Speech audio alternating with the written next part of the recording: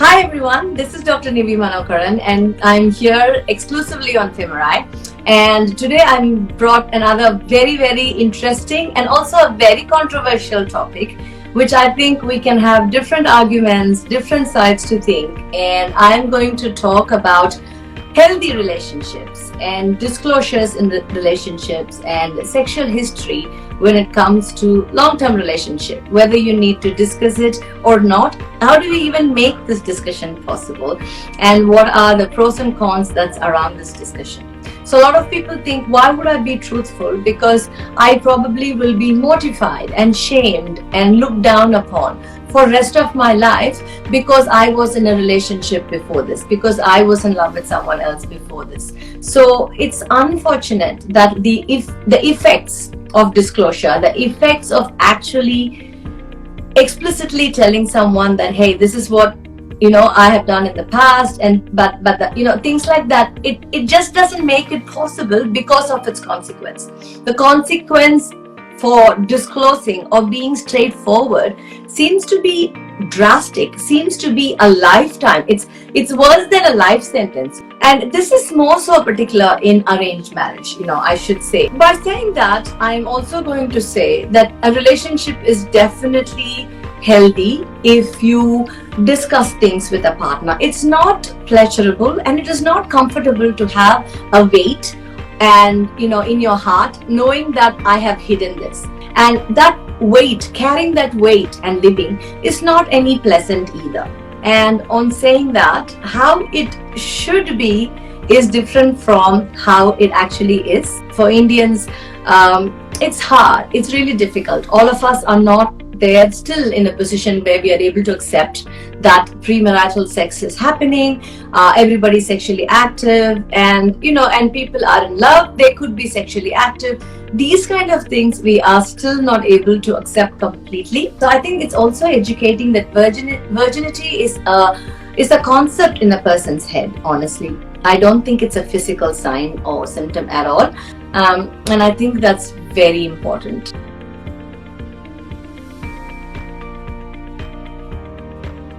So the word disclosure is a little bit powerful when it comes to sexual health or sexual history. Even in terms of, let's say, sexually transmitted infection, you kind of feel you're obliged to tell the partner that if you've been diagnosed with something, we do encourage people to go and tell the partner that they're with, that they have an infection, only because we think that partner might also have the same infection, and also because if they're with the same partner, there's no point just treating them. So we want the partner to be treated as well, so that they both don't keep giving it to each other. And in a situation like that, I hear so many times when people don't want to do it. They are so scared, they are mortified, they just don't want to talk about anything to the partner because, I think it is difficult it's not easy for everybody to have this conversation at all. I think that kind of communication and that kind of disclosure depends upon the relationship, the thing that they're getting into, and what are the consequences for them if they actually talk about this. Is this going to make them feel better? Is that going to make them feel lighter? Do they feel that the partner that they're with now is actually going to accept what they're going to say?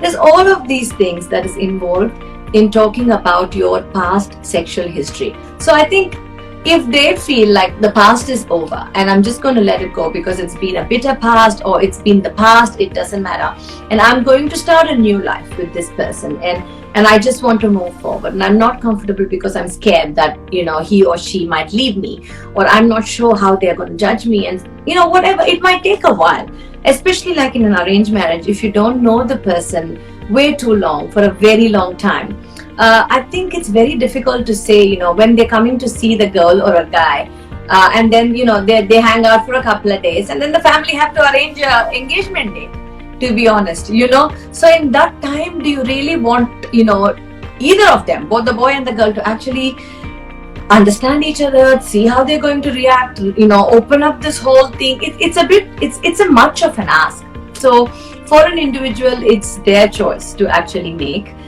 whether they're going to do it or not. I don't think we can say disclosure of past sexual partners is very important before you get into a marriage or a long-term relationship.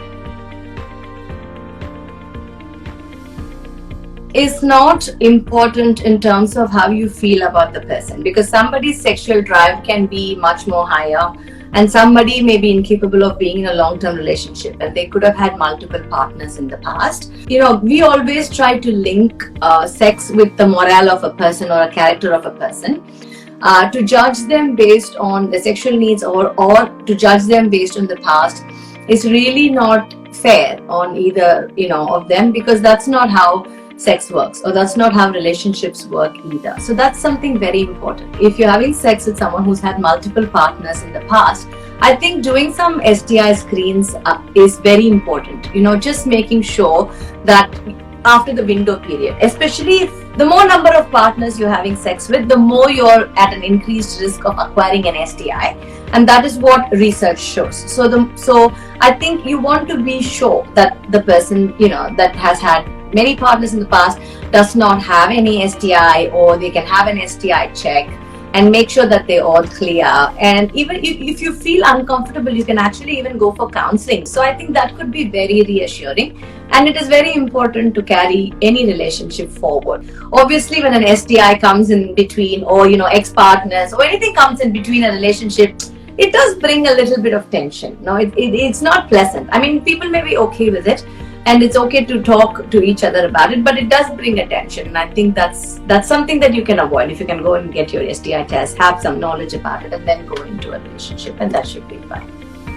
So there are two important things I really want all of your listeners to take home. One is communication is very important, and it is not something that can come natural to everyone, and so you have to learn to communicate in a relationship. The second thing when I want to say is, when I say it's an individual choice, it is your personal choice whether you want to actually disclose all of your past to a partner that's moving forward or not. We cannot force anyone to say that no, you have to or you should have, because depending on what are the consequences if she is going to do that, or what are the consequences for her, is very important. I don't think we can force anyone to say you got to disclose things. It's a personal choice, and that choice has to be made by the individual, by the woman who's actually in the situation, because she's the one who's going to face it day in and day out. She's the one who knows the partner, who knows the family, who knows everything well, and who probably knows what's going to suit her. So I think with all the information that you've got, and with a good knowledge of what is going to make you feel easy, or what is going to make you feel comfortable in your life and happy moving forward, is something that is for you to decide. That's where I'm going to leave you all thinking about, what did she exactly say? Did she say a yes or a no? But I'm saying that is for you to choose. And this is Dr. Nive here for Femori, talking about communication and disclosure about your past to your partners. I'll see you all soon with something really interesting again. Let us know if you've got something that you want us to cover. Bye.